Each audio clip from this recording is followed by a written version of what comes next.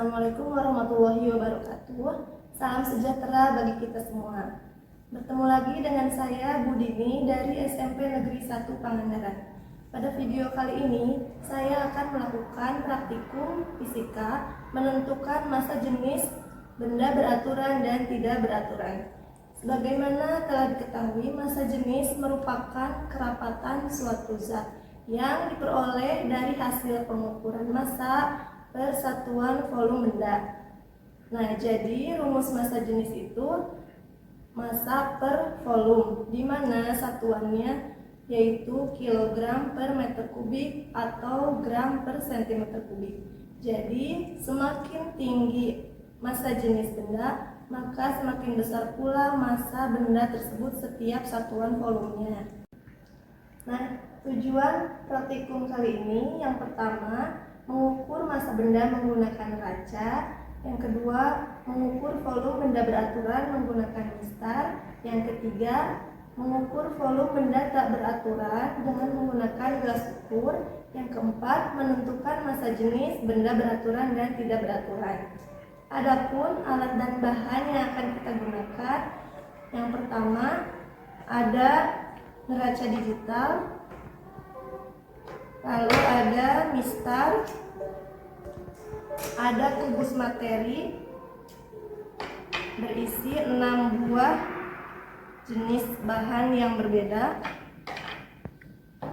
ada gelas ukur, ada gelas kimia, ada bandul pancing, telur, lalu air secukupnya. Jangan lupa sediakan alat tulis untuk mencatat hasil pengukurannya. Nah, langkah yang pertama, kita siapkan dulu kubus materi, bandul pancing, dan telur. Kubus materi ini sebagai benda yang beraturan. Nah, bandul pancing dan telur ini sebagai benda yang tidak beraturan. Lalu kita ukur massa dari setiap benda ini. Yang pertama, kubus A.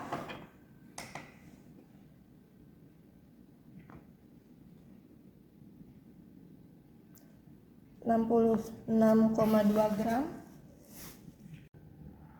Nah, lalu kubus B 59,8 gram. Kubus C 59,2 gram. Kubus D 23,1 gram. Kubus E 6,9 gram. Lalu kubus F 4,8 gram. Nah, selanjutnya kita akan mengukur benda yang bentuknya tidak beraturan. Yang pertama ada bandul pancing 30,6 gram. Lalu telur ayam 58,8 gram.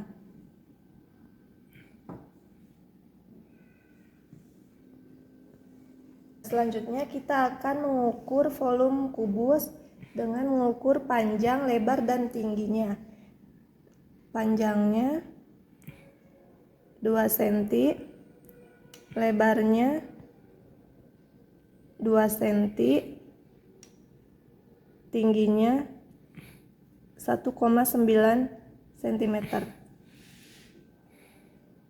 Untuk kubus yang lainnya sama ya, diukur panjang, lebar, dan tingginya.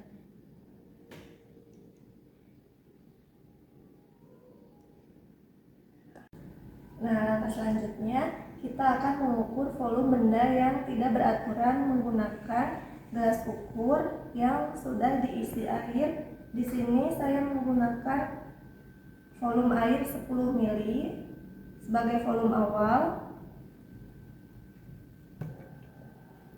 Lalu kita masukkan bandul pancing ini ke dalam gelas ukur. Hati-hati ya, boleh dimiringkan. Kita lihat pertambahan volumenya. Jadi berapa?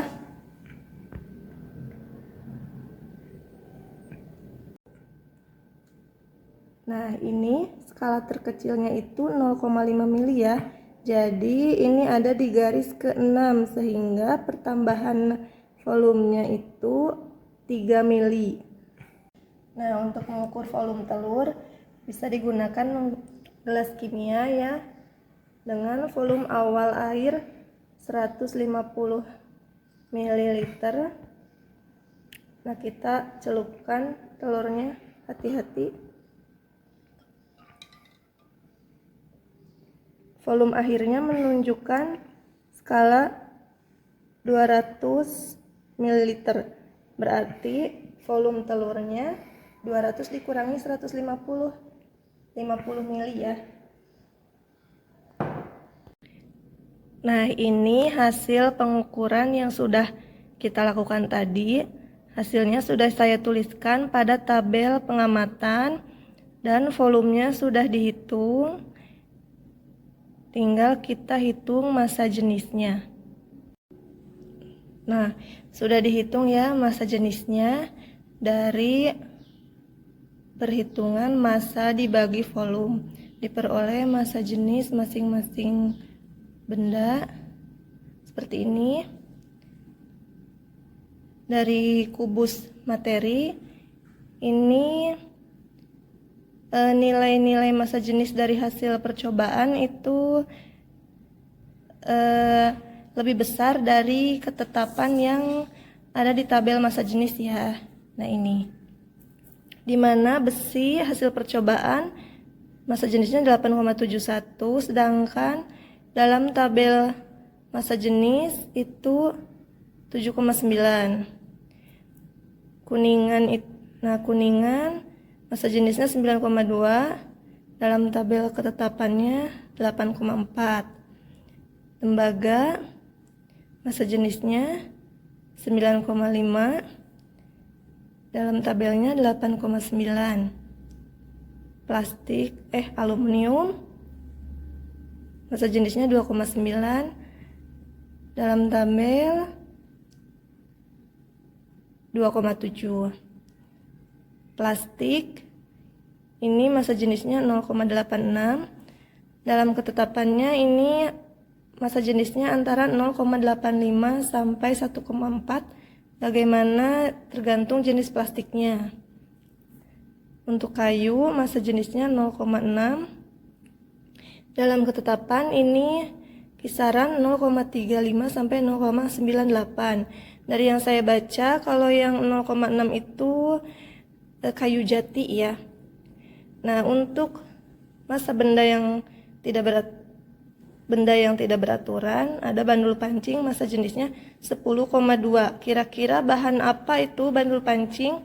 Jika dilihat dari tabel massa jenis ini, mendekati ke bahan timbal ya.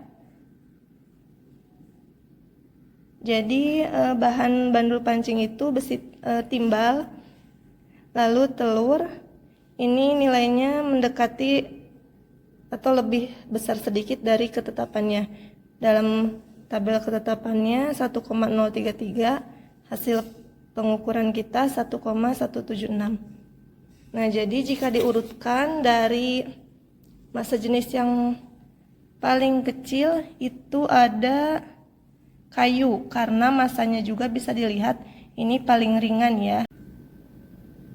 Jadi kesimpulan dari praktikum kita kali ini yaitu massa jenis dipengaruhi oleh dua faktor. Yang pertama massa benda, yang kedua volume benda. Semakin tinggi atau semakin besar massa benda setiap volumenya, maka massa jenisnya juga semakin besar. Nah, seperti kita lihat ya contohnya, besi dan kayu ini sama-sama padat tetapi memiliki massa jenis yang berbeda karena keduanya memiliki kerapatan yang berbeda. kerapatan itu yang disebut massa jenis. Itu ya.